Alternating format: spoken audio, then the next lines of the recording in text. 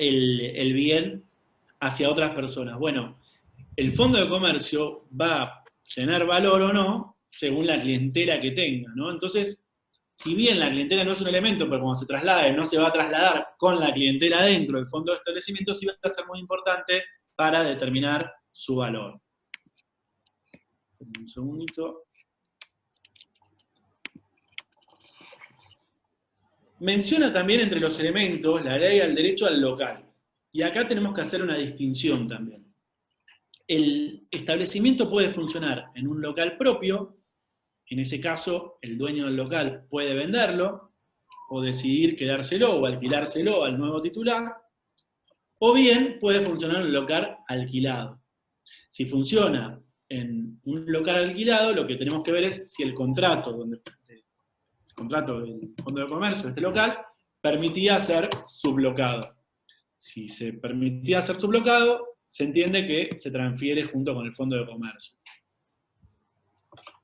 Decíamos también que uno de los elementos eran las patentes. Yo sobre esto ahora no me voy a detener mucho porque lo vamos a trabajar cuando veamos propiedad intelectual, pero forma parte de un derecho del titular del establecimiento en la medida que cumpla con los requisitos para ser patentables. Lo mismo con las marcas, sobre esto no nos vamos a detener, los dibujos y modelos. Bien. Se transfiere, entonces dijimos, el inmueble en la medida que sea del titular o a lo sumo el derecho al local, y en ese caso hay que cumplir con el procedimiento de escritura e inscripción, y también se van a transmitir todos los bienes del establecimiento. Pero ¿qué pasa con los créditos y con las deudas? Los créditos y las deudas del Fondo de Comercio no pasan al adquirente. Y por eso es que la ley establece un procedimiento para proteger a los acreedores del Fondo de Comercio. Porque una vez que se venda el Fondo de Comercio, supónganse, una vez que se venda el kiosco, que se venda el local de ropa, los proveedores que tenían deudas contra el titular de ese establecimiento las van a seguir manteniendo, pero lo que van a perder es la garantía de los bienes que integraban el Fondo del Comercio. Por eso es importante, y la ley lo que regula es un procedimiento para que los terceros, estos proveedores o acreedores que estén relacionados con el Fondo de Comercio, puedan ser garantizados una vez que esto se venda. No se transmiten los libros y registros contables que forman parte del titular, y tampoco los contratos que tienen con otros proveedores. En el caso de los trabajadores que formaban parte del establecimiento, forma parte de lo que se llama elemento inmaterial o elemento personal del Fondo de Comercio, y la Ley de Contratos de Trabajo establece que, transferido un Fondo de Comercio, se transmiten también los contratos de trabajo y se mantienen las mismas condiciones que antes.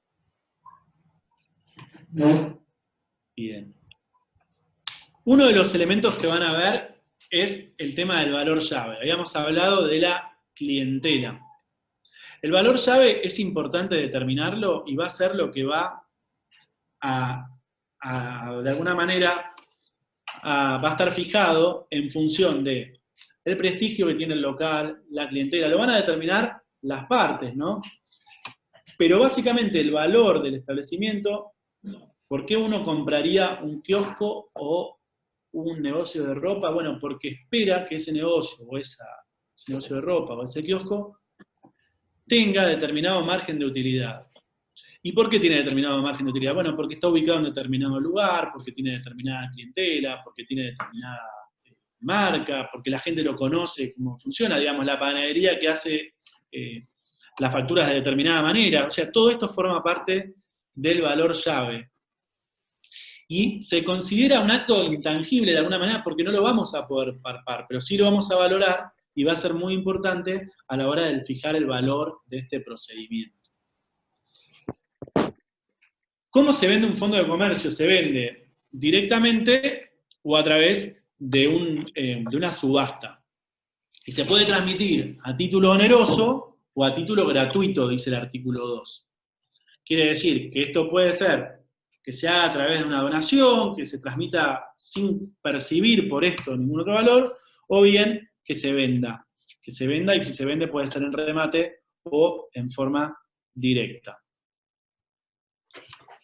Lo que se va a transmitir, y todo esto, digamos, nosotros dijimos, bueno, se regula un procedimiento en donde lo que se va a buscar es tratar de proteger a los acreedores del Fondo de Comercio para que tomen conocimiento que se va a vender. Y lo que permite la ley es transmitir todos los bienes que integran el establecimiento juntos, como una universalidad. La transferencia en marcha o como universalidad quiere decir que se venden todos los bienes juntos, bienes que por su naturaleza son distintos, pero que forman parte del establecimiento y son necesarios para que funcione el Fondo de Comercio como tal.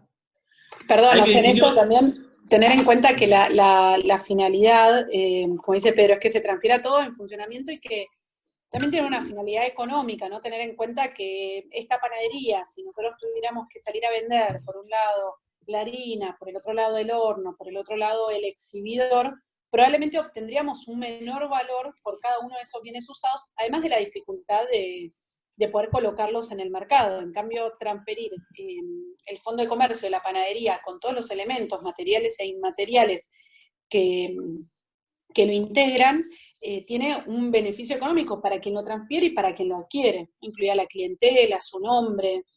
Es algo que está funcionando y toda esta ley lo que regula es la finalidad de que se transfiera funcionando para que pueda seguir continuando esa actividad empresaria.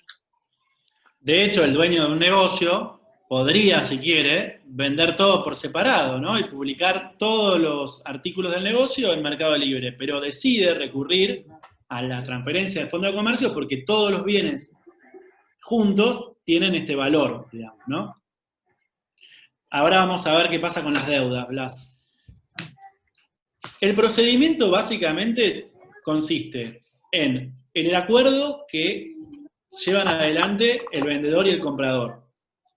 Este acuerdo establece la ley, ustedes si van al artículo 3, van a encontrar con que quien vende un fondo de comercio le tiene que informar a quien lo va a comprar cuáles son todas las deudas, entre ellas la deuda que tiene con el Estado.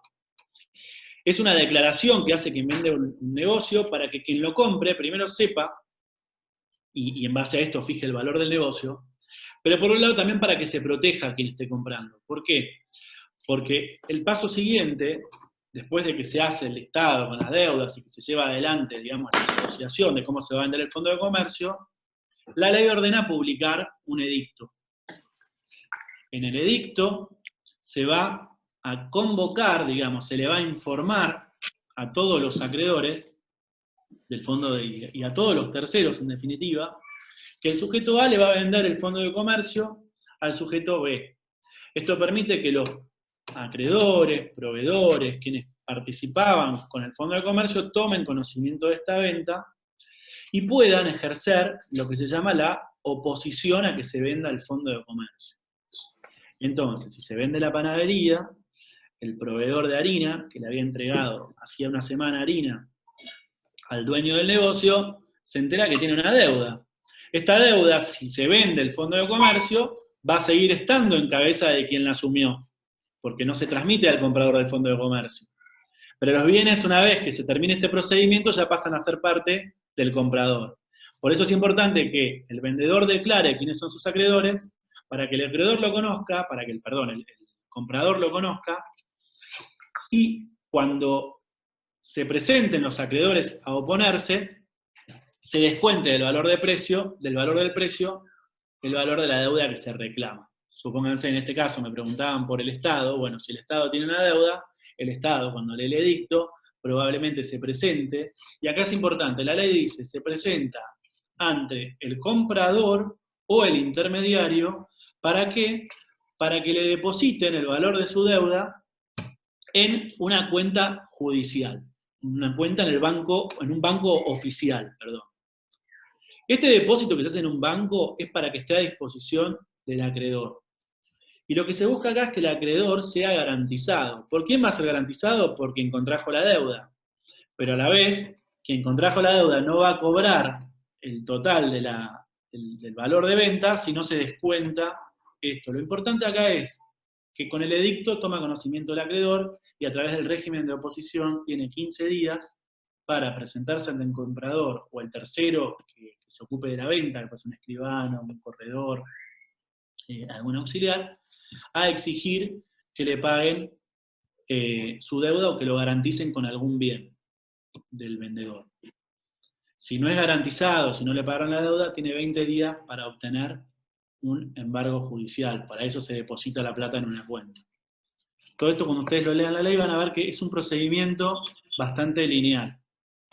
Una vez que pasan los 15 días para que se oponga el acreedor, recién ahí, si no hubo oposiciones, o si fueron garantizados, si hubo oposiciones y fueron garantizados, se va a poder firmar el documento de transmisión del Fondo de Comercio.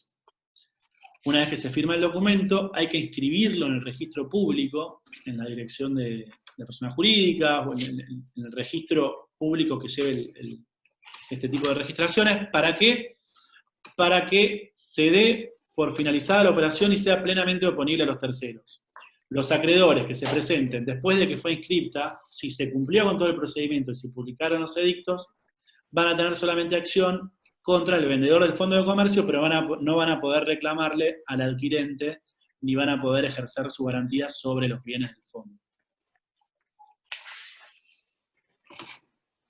Y un poquito acá vamos repasando este procedimiento resumido en 5 pasos, ¿no?, que están en los artículos de la ley. Lo primero entonces es identificar cuáles son los bienes, cuáles son las deudas, publicar este edicto por 5 días, el contenido del edicto lo van a tener dentro el edicto se publica por 5 días. Sí, perdón, justo había quedado colgada la pregunta antes de Florencia y justo venía la diapositiva, así que me adelanté en la respuesta por chat, pero sí, por 5 días. Bien. ¿Qué es lo que se publica? Básicamente el acuerdo que celebraron el vendedor y el comprador. Los acreedores afectados, que fueron los que surgían de la lista denunciada, que denunció el vendedor, y también los que no fueron denunciados pero aparecieron. Quizá había una deuda que fue omitida de algún modo, o alguna que se quiso ocultar de alguna manera. Va a aparecer una vez que se publique el edicto, y en este caso tienen que acreditar los acreedores ante el comprador que se les debe el dinero. Y a partir de ahí tienen 10 días para presentar la oposición ante el comprador, rematador o escribano para que retenga el crédito. Esto no corran por copiarlo porque se los mando, chicos, el PowerPoint. Voy medio rápido porque son muchas diapositivas para un procedimiento que no es tan complejo. Una vez que se presenta la oposición, el comprador o rematador retiene el importe y lo deposita en un banco. Y acá, el acreedor, si no era pagado por el deudor, que es el dueño del establecimiento, tiene 20 días para obtener un embargo. Si no hay oposiciones o no se obtiene el embargo, se restituye el dinero que formaba parte del precio que iba a pagar el comprador, y si se embarga, se queda la suma indisponible hasta tanto se resuelva la cuestión entre vendedor y acreedor. Un tema importante que marca la ley es que el precio de la operación no puede ser inferior al total de las deudas denunciadas. Esto para evitar también que el vendedor incurra en fraude a los acreedores. Y también otro punto importante es que si no se cumple el procedimiento del Fondo de Comercio, se omite a denunciar a acreedores, no se retiene, o se firma este documento por un precio inferior, todos los que participen en la operación van a ser solidariamente responsables por las deudas del fondo. Es esto que se llama la responsabilidad solidaria, hasta el tope del valor del precio de lo vendido, digamos, ¿no? El precio que se comprometieron a pagar en el paso 1. ¿Tienen alguna duda en relación a esto?